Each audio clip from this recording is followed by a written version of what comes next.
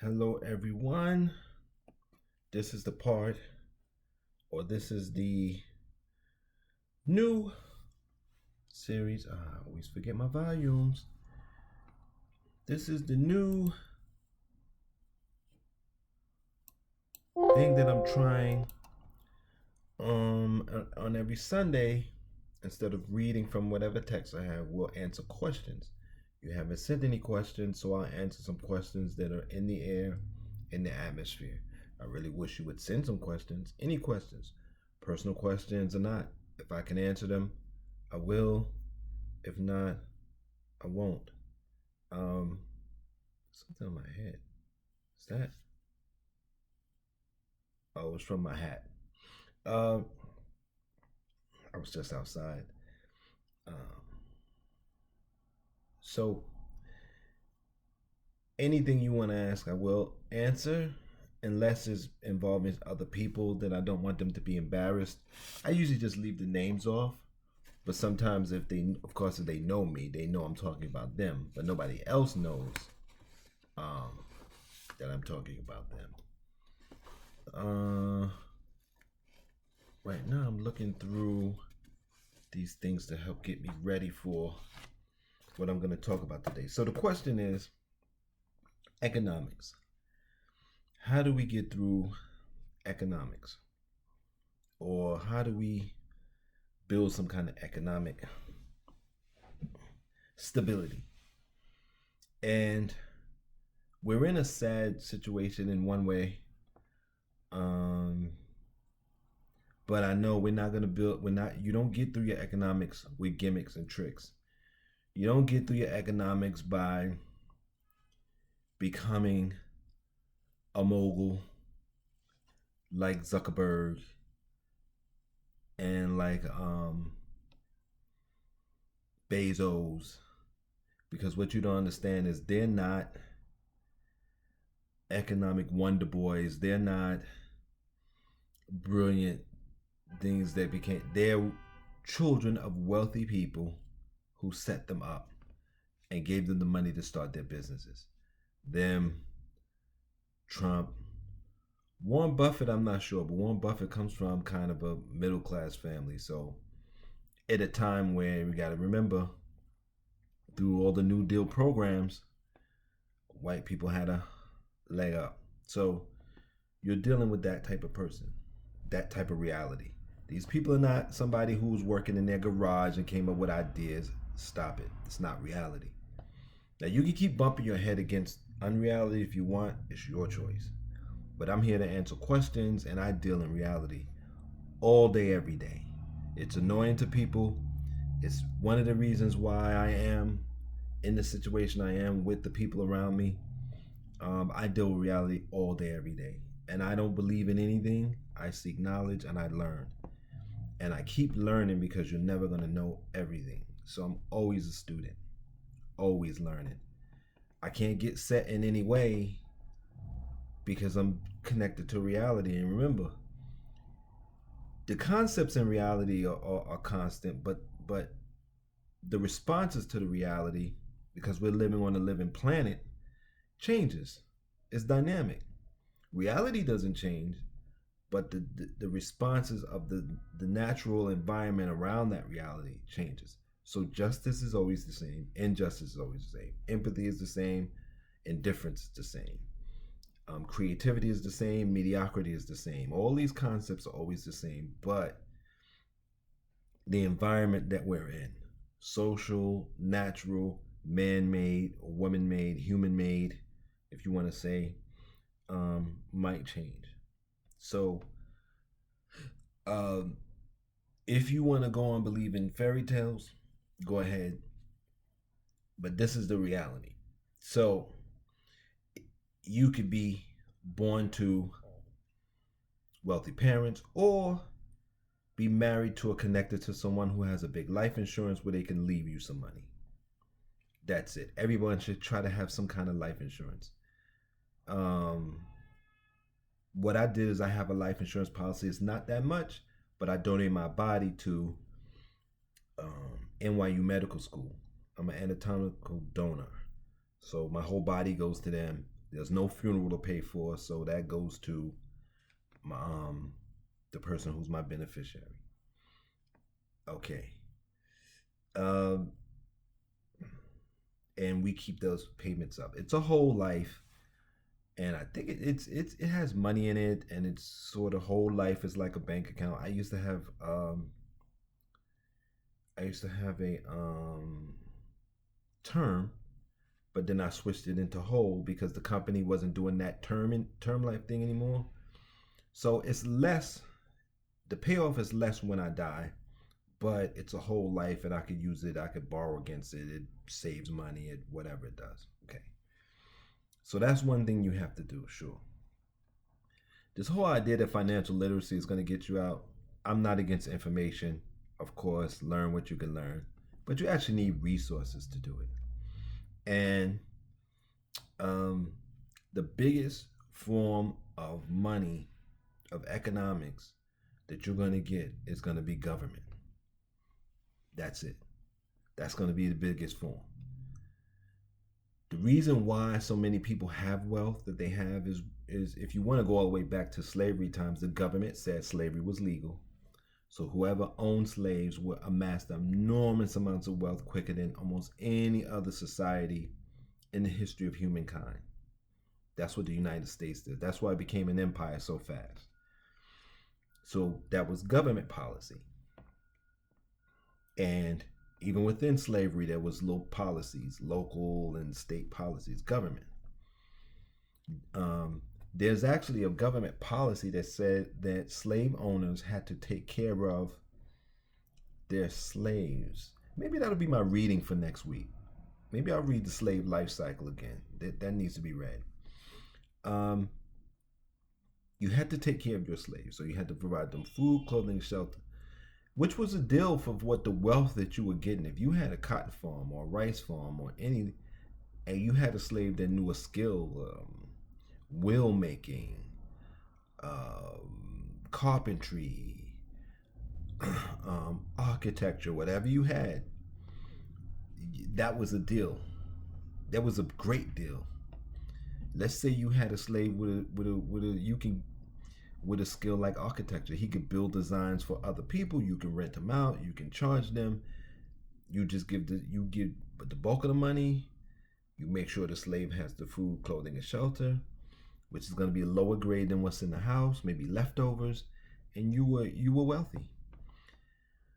The next big one that we all know about is the New Deal, with a lot of these programs, GI Bill, all these programs came out. War on Poverty was a government program that pushed policy, but government is the number one thing. So what we should be pushing for is, I know black people are pushing for reparations. We do need it because we're about to fall out of a pit. We're about to disappear if we don't get it. We should be pushing for that. We should be pushing for a UBI similar to what we got in 2020. Extra unemployment, child tax credit, child allowance, whatever you want to call it. And instead of waiting until the end of the year to get it on your taxes, every child should get $300 a month throughout the year. So it should be done that way, the way it was done in 2020. Unemployment should be, you should get extra. If you want to turn that unemployment thing into a UBI for people who are going to be displaced by automation, fine, do that.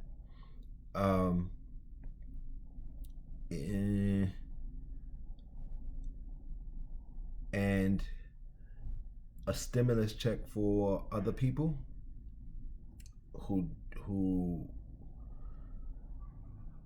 are displaced. And if you want to give $1,400 every 3 months, that's fine.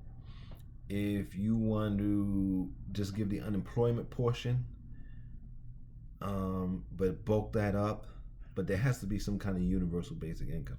I would say you start at $1,000, but to be honest, you really should be $1,400 at this point. But I think $1,000 would decrease the poverty line, because the poverty line is $12,000 per person. So if you give people $1,000, you would end poverty in the United States officially. $12,000 a year is not a lot, As you know, rents are out of control, but it is something. And if you can take that 12,000 and match it up with other people who have something, now you can build relationships, you can build families, you can build all of these things because um, we've decided and embraced. I don't think this is healthy, but this is what we've done. That money is going to be the foundation of our relationships. Um, Not justice, not unity, not anything. Everything's going to be built on money. I remember one time where they talked about how someone said Marx criticized people. What money does is if you're fat and ugly and you have money, the money says you're pretty or good looking. If you're stupid, the money says you're smart. It's not real. Again, that's not reality, but this is what you've done. So relationships are based on that. If you can come with something, then you can build these relationships. So that would stabilize families. It would stabilize the society. It would take a lot of people, it would take everyone out of poverty. So a lot of the houselessness that you see would end. So government policies, um, a UBI of at least $1,000 a month, but really somewhere between 1,000 and 1,400. Child tax credit 300 per child per month. That should be done. Work from home if you can. Remote learning if you can. And I know people who's like, well, with the remote learning, the kids don't get no social skills. This is crazy. When it comes to education and the stuff that gets spewed out of people's mouths, it drives me insane. I ride the train and bus with these children all day. I see them coming in and out of school. They don't have no social skills anyway. They don't know how to talk to people, and they don't barely know how to talk to each other. So, if you want to have your child have social skills, how about as parents, you get off your duffs and you arrange for them to meet at the park if they're younger, or encourage them if they're teenagers to go to movies together or parks together or museums together, or one parent could take them this week, another parent could take them next week. What 2020 showed me is that, because I had an organization, an institution, um, and was all ready for this kind of thing in 2020, I should have really just blew up because I had an alternative to the miseducation system. But what it showed me is people were comfortable. Matter of fact, they love being miseducated. They love their children being miseducated. And so my little institution organization, what I thought was going to be for black people, just crumbled. But my accountant that I had for another business was telling me, because there was an education platform and I started using it, and other people started taking my classes. Not everybody gets to take it, it's not restricted. And I've had a few black students, but a lot of these people, I can tell from the names of the people who were leaving comments, they weren't from my community, but that's fine. So my accountant told me to form an LLC, build a business around this, and so I built the Connerson Center. Still building it. It's still good. Still limited support, but that's what it is. So that's another thing you're going to have to do. We all are walking LLCs. If you do live for Uber Eats or Lyft, if you drive people around, whatever it is, there's apps now where you could be a handyman or handy person and come and do minor repairs, but you are the LLC yourself. So everybody's going to be an LLC whether you file or not. From what I understand, it's better to just file, and there's some tax advantages down the line. So that's one thing you're going to have to do. Our whole economy has been financialized. All these major institutions, we learned this in 2008, Target, Walmart, all these people, they don't pay you off the profits from selling goods. They pay you They only pay their workers because they have credit lines. Where they're making their money is on the stock market. People are investing in them. Their stock goes up. Money goes to the investors. That's what people are getting paid. I know because after 2020, when it showed me that Negroes like being mentally dead, I started getting into stocks and invested a little bit. I started with like $5, $10, and I invested a little bit each week. And lately, the stock market's been up, so it's been there. I think I'm gonna do a I got a magazine called Womb, War on Mental Blight, and I think I'm gonna start putting some financial things in there. So the stock market, you look at stocks. I have stocks and I go through Stash, the app. So sometimes they send free stocks. They also have a bank account attached where you can take your Stash card and you can go into stores and you get free stocks in that store. So I use my card in Dollar Tree. I use my card in Home Depot. I have stocks in Home Depot. I have stock in Dollar Tree. I have stock in, even though I can't stand it, I have stock in Nike. I have stock in two banks, and I have stock in one of the companies that create stents for heart attacks. I have stock in one of the companies that create vaccines.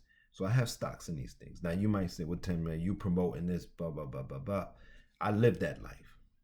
I lived that revolutionary life. And I ended up with nothing, sleeping on the train. No support. I shouldn't say no support. I got some support from family and friends, but the people who had resources to really help me left me. So you can talk all that, but at the end of the day, and I noticed the people who talk that stuff the most are living a very conformist lifestyle. They have the houses, they have the fence, they have the 2 cars. So you can keep living that way. I don't, hey, look, it's admirable. You're going to starve to death. I'm telling you, that's what happened to me. So I have stocks in that. Stock market is one way to put your money. You're not going to make a bunch of money, but I get, gosh, I forgot what they call those checks, but I get little checks for little bits of mine. It's not a lot because I don't have a lot, but I keep building and keep building. The other thing that people don't realize is state lotteries. Now, they'll tell you, well, the chances of winning a lottery is it's astronomical, and I found out when you go to your store, people were winning. And I heard the bells going on. What is that bell? People are winning. So I'm going to explain to you what the state lotteries are. And it's a shame that the stock market and the state lottery are the 2 most stable things left. 2 of the most stable things left. Because your job, working for an institution, especially if you're someone of color, especially if you're a black man, that's not going to be there. City jobs like hospital jobs, sanitation jobs will be there, but you got a lot of other people to compete for those jobs. So even if you do those jobs, you're going to need other side businesses, side hustles, as they say. So I have 3 of the top games. Okay. So they would have you believe it's only the jackpot that wins. But I'm going to go down the line and tell you that there's multiple levels of winning. And every week in this country, someone becomes a millionaire from the lotto because their second prize, if you get 5 numbers with no mega ball, is $1 million. And when you look on the website and you look who won the second prize, sometimes it's 3 or 4 people, sometimes it's 9 people, sometimes 11 people, and that's each drawing. So this is what's making millionaires. When you hear on the news, oh, America's great, there's been 300 new millionaires this year alone. This is what's making millionaires. Third prize, $10,000. Fourth prize, $500. Fifth prize, $200. Sixth prize, $10. Seventh prize, $10. Eighth prize, $4, $2. So you can win multiple levels, right? Let's do Powerball. So Powerball, you have the jackpot, of course, but the second prize again is $1 million. Go on the website, look at past numbers, hit the arrow, look down to see past winners, and it'll tell you how many people hit the second prize. That's who's making millionaires. Third prize $50,000, fourth prize $100, fifth prize $100, sixth prize $7, seventh prize $7, eighth prize $4, ninth prize $4. Okay, so you can win multiple levels. Cash for life jackpot. If you get 5 numbers, you win $1,000 a week for life. If you get all the numbers, top numbers, and the bottom number, you get $1,000 a day for life. Cash for life. I think a lump sum is $7 million for all of it, and $1 or $2 million for if you just get the 5 numbers. So third prize $2,500, fourth prize $500, fifth prize $100, sixth prize $25, seventh prize $10, fourth prize $4, $2. I've won hundreds of dollars on this in the past. And the thing with these, if you get the lower prizes, it's tax free. Nobody reports it. I'm pretty sure they're gonna find a way to get in, but most people report it. This is one that's really popular in the hood. You get your 4 numbers and you win. You can win anywhere from $100 to $600 without paying taxes on it. I don't know if I'm breaking the law by telling you this. You're supposed to pay taxes on everything you earn, but the wealthy don't pay taxes. Remember what Trump said? When Hillary said you don't pay taxes, he said, yeah, because I'm smart. Because we go back to government. But this is government. These are state-run lotto. This is the government. So I guess I'm supposed to tell you, anything you make, please report. That's what I'm supposed to tell you. So please report it. I think we covered a lot on the economics. If you have any other questions about economics, remember, it's government. That's going to be your biggest funder. Rather it's through tax code or through grants and loans. I didn't go into that. You can get grants, government grants for organizations for solving problems. Because they're getting rid of social services and things. So if you start a non-for-profit that will solve a problem, you can get government grants. That's another good thing you should get into. It's very difficult. There's a lot of things that go with it. You got to do grant writing. You have to get a non-for-profit status, which is like, it's way more expensive than an LLC status. LLC status is like $200.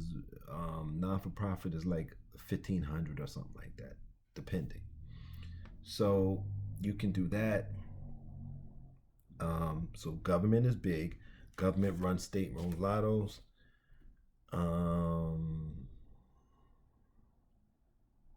Let's see. So you got government. You got yourself as an LLC. You work for yourself.